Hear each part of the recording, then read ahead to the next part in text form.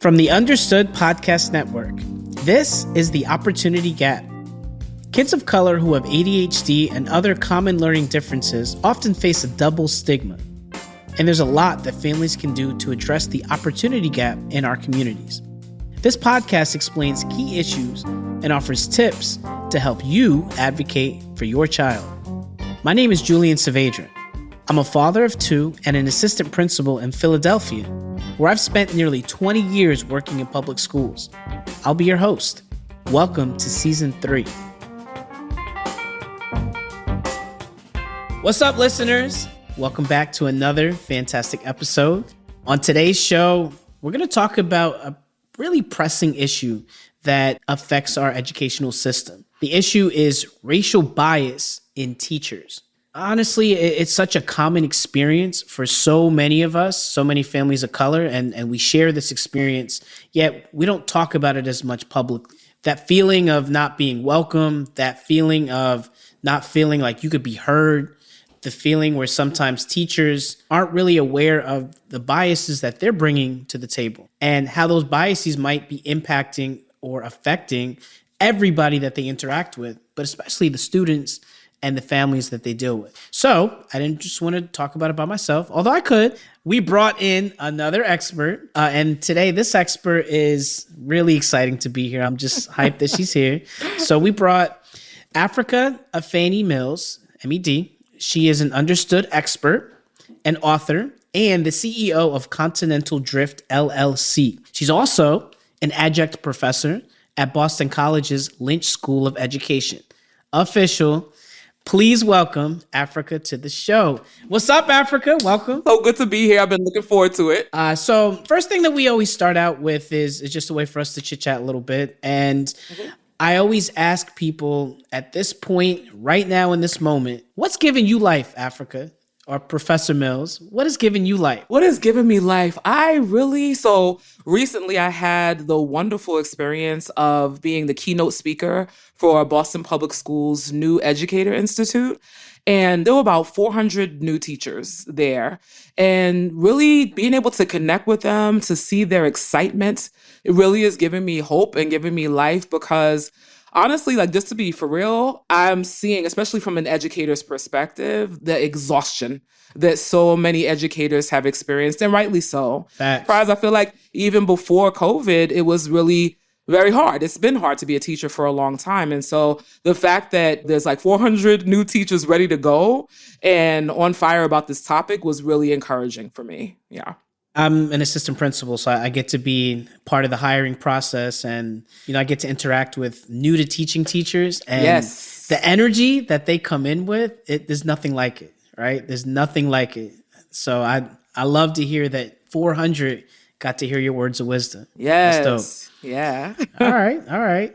Before we get started, I think it's really important for our listeners to define what is racial bias and what it can look like. So Afrika, can you define what it is and what are some of the factors that may contribute to this type of behavior?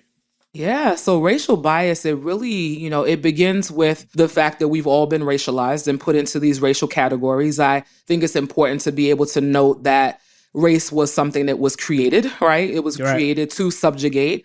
And so all of us have been placed into these categories that don't really have biological significance, but create a group of people who are considered superior or deserving to have access to power and the things that lead to life, liberty, and the pursuit of happiness. And then there are others of us who were not included in that group intentionally. And then thinking about that because that was created, then from that system, from that construct comes these preconceived notions or ill-formed ideas or assumptions. Mm-hmm. And then there are assumptions that are made and then decisions that are made based on those assumptions. And so we basically have a whole bunch of folks who are telling us things about groups of people who are not part of that group. And there is a lot of time the beliefs are not complimentary. They're not celebratory. They're not honoring of those groups of people for the most part. And so then it becomes this self-perpetuating system of believing false ideas about certain groups of people and then denying access and denying opportunity to those groups of people. I think that was very succinct. And I think the listeners can really understand, the idea of this misinformation that clouds our heads and our view of other groups is really important to call out. From your explanation about racial bias, I think the listeners and I am really interested to hear your thoughts on how can racial bias show itself in special education? How might that happen? I think especially because in a lot of ways, let me take it back a little bit to thinking about how we as educators are prepared to be educators. For the most part, we are, even though we go through different education preparation programs, right? They could be a bachelor's program, it could be master's, it could be a teacher residency program that gives us, some preparation that's different than like years of study. We have that type of opportunity. And then we go through licensure and all of those things and additional studies that is supposed to qualify us to be people who can facilitate healthy learning communities. One of the main problems, however, is that just like when it comes to parenting, without intentional effort, I think we tend to teach in the way we were taught. And so when we think about even like a new teacher coming into the classroom, even if they've had like methods courses and teaching, like meeting the needs of all learners and thinking about the social context of education and all the things that we tend to learn in our prep programs, we still have that script that's running, and it's like our operating system that's running in the background that really is composed of what we experience in our K-12 experience, in our own experiences. I would dare to say that most of us have not experienced a learning environment or a learning community that was considerate, really, truly, of students who all learn in different ways. And so I can speak on that from like even my own experience as a classroom teacher. I was so excited. I was amazing, like so excited to become a teacher. But when I got my list of students and I saw that certain students it indicated that they had learning disabilities, immediately I was like, I'm not sure that I know what to do. Right. And so in the absence of knowing what to do, you kind of default to what you know, which is not inclusive. Right. And then on top of that, because I'm someone who loves learning, who loves professional development, there were not a lot of opportunities for me, unless I were to go back to school for another degree program, which was not necessarily something I could do at the time, to really learn what did it mean to genuinely meet the needs of all learners. And if that's the story for a lot of educators, then yes, we're going to create exclusive classroom communities, even though we don't have that intention. There's a difference between intent and impact, right? And so I think that there's a lot of that where we have in our minds what ideally would be the type of classroom that's considerate of all learners, but being able to bring that into being and to sustain it, that's something that's challenging without support. Why does racial bias and the experience of that impact a student's mental health and their performance in school? Right. So when we think about a classroom teacher, say the beginning of the school year, they have start out the year with whatever the students in their classroom, or you're working with multiple students, depending on the level. I believe that most people, like I said before, begin with good intentions. But if you have, which many of us do, have a racial script playing in the background of your mind, it may lead you to invite certain students into certain learning experiences and deny other students those same experiences. It may cause you to be way more punitive with some students than you would be with other students. It may, even in the way that students' special education needs are met, be very segregating, right? Instead of it being where the students get to remain part of the learning community, they are in a lot of ways looked at as set to the side or otherized, right? And so when we think about that, if a teacher is giving you the impression, whether explicitly or implicitly by, whether you're called on or not, whether you are invited to go on certain field trips, whether like the type of assignments that you're given to complete, the type of feedback that you may receive about the content that you're learning, the impact that it has, I think, on the students who are not being treated that way or the students who are receiving access is they start to believe that they are better than other students and to treat them not as colleagues or as co-learners in a learning community, but as like those other kids, right? Those are the kids who get pulled out. Those are the kids who are in the back of the room, right? Those are the kids who they're not on the same level as us. And especially when you're younger, your entire world is built around adults' interaction and their expectations of you. And if their expectations are based in racial bias, then it's a self-fulfilling prophecy. And then students start to believe that they are, like you said, less than, they can't, they won't. And then it just spirals into an entire educational experience that could have been changed if the racial bias was not present. Listeners, I think we have a pretty good idea of what racial bias is and how it might manifest itself in the experience of students, and in some cases, why it happens with so many teachers. So let's think about, how do we identify it? How do we narrow it down so we know it's happening? I imagine there's many instances where students may feel like a teacher might be mistreating them. And in some cases, that's not always the case. We've been teaching long enough. We know that sometimes things pop in a kid's head and it might not be actually what's happening. So-and-so doesn't like me. Miss Africa doesn't like me. And she's calling on Johnny way more than she's calling on me. She must be racist. And so we have to be clear sometimes that just because they're not getting called on doesn't necessarily mean that it is racial bias.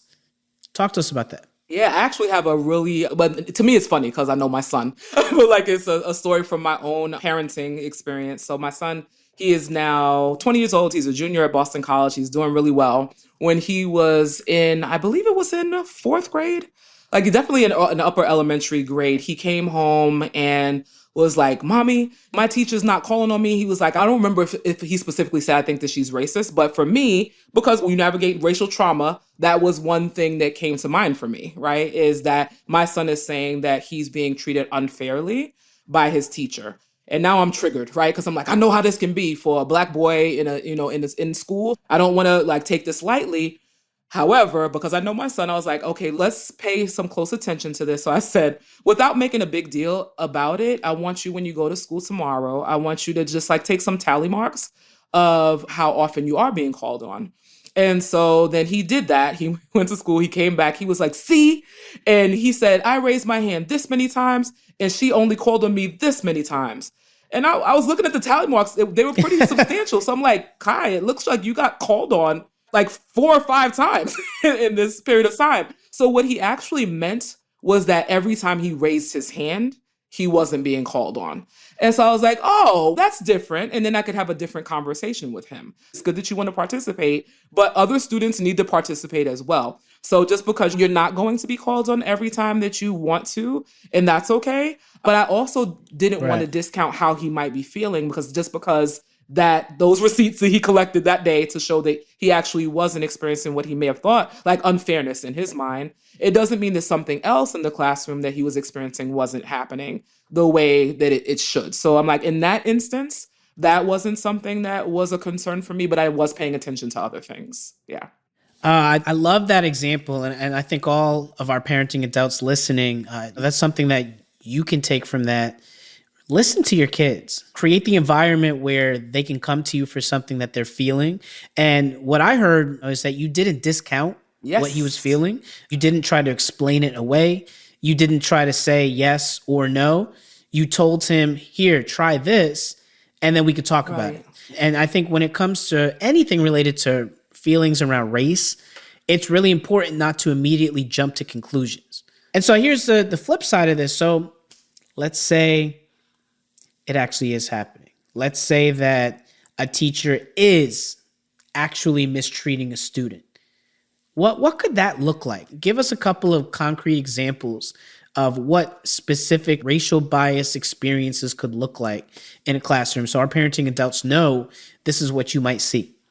Yeah, and I think sometimes it can be a bit nuanced. Sometimes it's very explicit, right? Like you have students of color are being treated in X way, and other students are having a different experience. The other piece too is that, and this is me being like really vulnerable about my own experience as a classroom teacher, I really was, I was like, I want to be esteemed well by my principal. I want, when my principal comes past my classroom or does an unannounced observation, I want my classroom to be like looking good. I want the kids to be attentive. I want them to be, basically what I wanted was conformity. Now I've learned it's not really necessarily a healthy, a healthy environment. And so a lot of times I was noticing that I was doing a lot of like punishment, right? I'm like, okay, well, y'all are talking. So I'm going to put recess on the board and I'm going to cross out a letter. And then once they're all gone, everybody's missing recess, right? Or, or using, I don't think I got so much into using behavior charts, but was something that a lot of my colleagues were using and things like that. And the reason why I bring those up, even though they may not seem racially specific,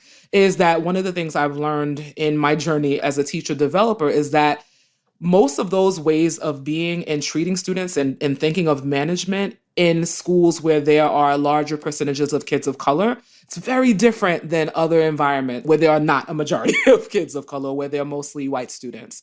And for example, like you think about in some spaces, like in some of the schools I was in, it was like, you can't go to the bathroom unless somebody, unless you have a pass, or you could just be a human being and go when you need to, right? Because that's what your body needs. Or you can't wear a hoodie, or you can't wear your hair in a certain style, or you can't wear certain clothing, or eat in the classroom. There's a variety of a list of don't do, right? And that where students were in a lot of ways being punished because they were not following rules. And for me, that feels a lot like it connects to what we call the school to prison pipeline. We're not really talking about like wonder and curiosity and engaging and learning and discussion and critical thinking. We're looking for students to be compliant and to be controlled and to listen to the teacher as the one in control of the space.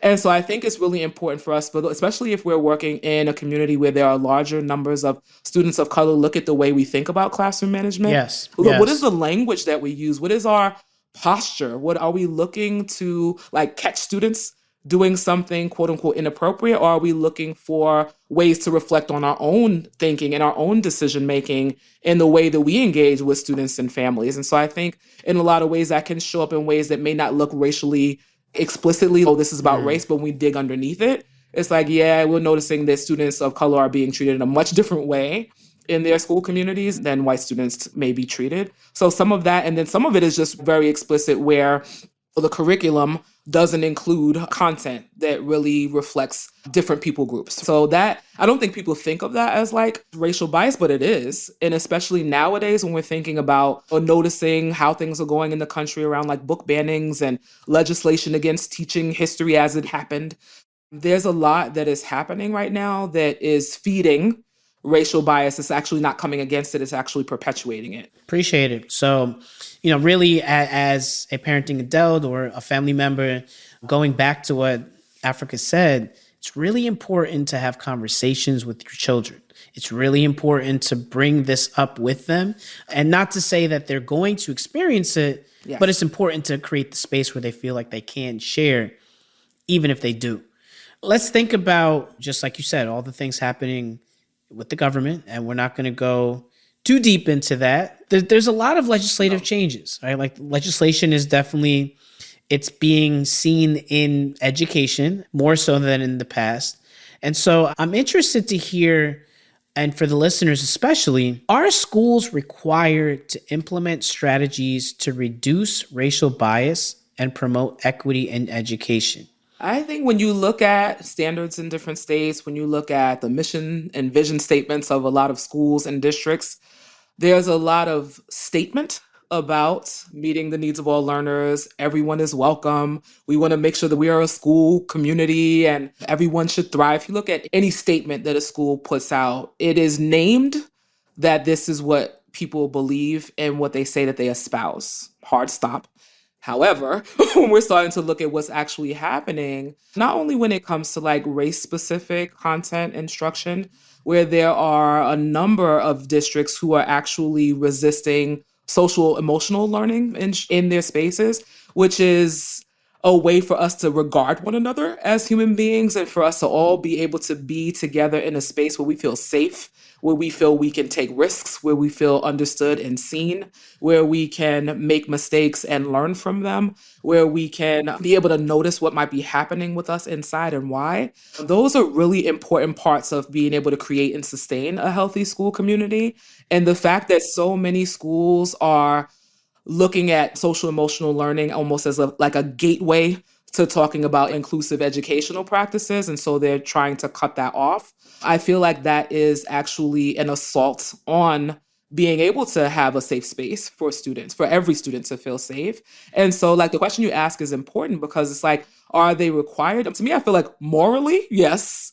However, if there is resistance in a community and a school leader is making decisions based on wanting to not experience that resistance, to not experience pushback, to not experience a lack of funding or a loss of accreditation, right? There are a lot of things that that school leaders are having to face now in bringing that part of the education space to the fore to say, like, yes, we believe this, and it doesn't really matter. I mean, not to say that people's feelings don't matter, but like, if we know what's good for kids, we're not going to sacrifice kids because someone is uncomfortable and because they didn't get to learn in this way and it's unfamiliar to them and they're afraid of change. I really feel like that's a lot of what's happening.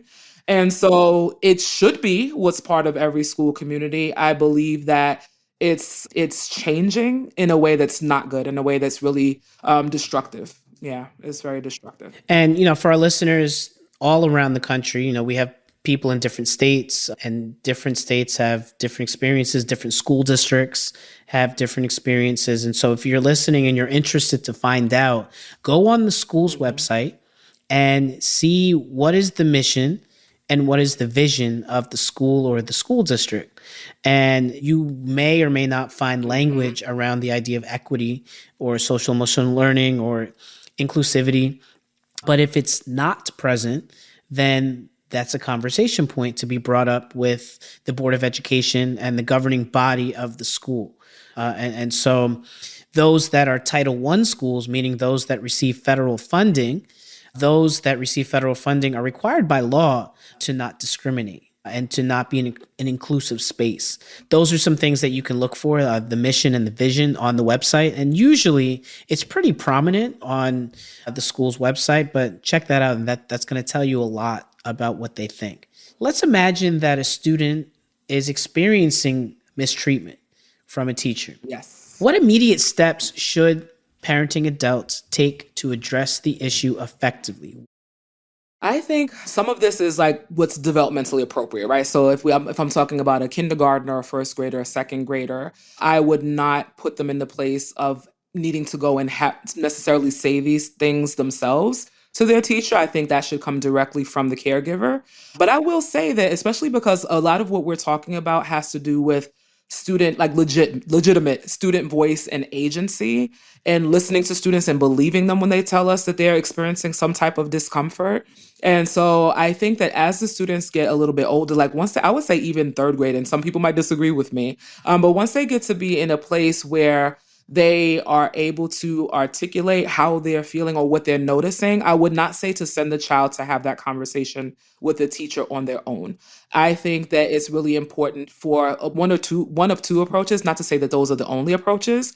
I would say if the student or the child is feeling comfortable having the conversation with the teacher and the caregiver present, to have the words come from the student themselves and to have the caregiver back them up is really very powerful. Sometimes, because there is such a power dynamic between students and teachers, and because a student might be afraid of retribution, it breaks my heart to think that I know that happens, right? Where there are sometimes, it happened in my own experience where I said something and it was something I was uncomfortable about, and then the teacher directly humiliated me in front of a class. So it doesn't always feel good, but I think to make sure either to support the student with the caregiver there, so that the caregiver knows that we are this is a learning partnership. My child has noticed this. I want my child, if they're comfortable, to be able to say, here's what I noticed, here's how I'm feeling, here's what I want instead, and then to have the caregiver back that up. If the child is not feeling comfortable articulating that, I do still think it is helpful, if possible, like if it's not traumatizing,